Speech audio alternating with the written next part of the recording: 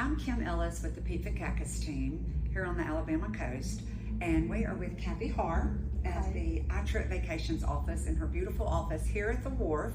And we are going to talk a little bit today about buying property down here.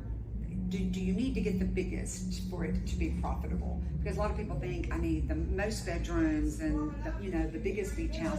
Can you talk a little bit about how that comes into play with the profits? Well, bigger is not always better, I can tell you that. Okay. It might make a difference on those yachts out there out on the wharf, Exactly. But on the beach houses, those big houses, sleeping the heads in beds, they do make a lot of money.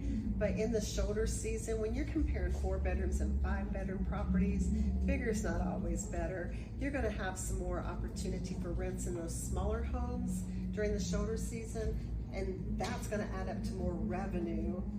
Right. In the long term. So when you're talking about a 5 bedroom house versus a 4 bedroom house in the same community, what you want to really look at is what's the true revenue potential of that house. Because just because you're getting more dollars per night on that 5 bedroom house in the summertime, you may be getting no dollars per night in the shoulder season when the occupancy is not there. Right. So you just need a good management company to give you some projections, somebody who's got history with those houses, to really show you the numbers and say, here's where your money's better spent. Right. That makes sense. That's a lot of people have that question when they're looking, because they have a certain budget they're on and they want to get as much as they can.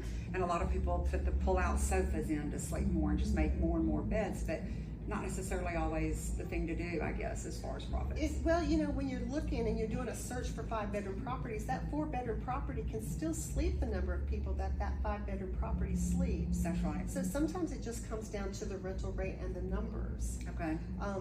Maybe they're just looking for 4 bedrooms. Right. Maybe they're looking for the heads in bed. So if you are looking to maximize your revenue, having that extra bedroom, maybe the 2 extra bedrooms with 2 queen beds or 2 twins over fulls in that 4 bedroom house is going to populate you in a 5 bedroom surge. Right.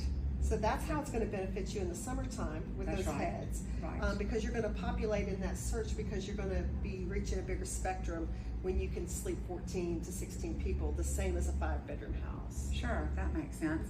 Well, if folks have other questions about rentals, how can they get in touch with you here at the wharf? Oh, sure. I'm Kathy with iTrip Vacations.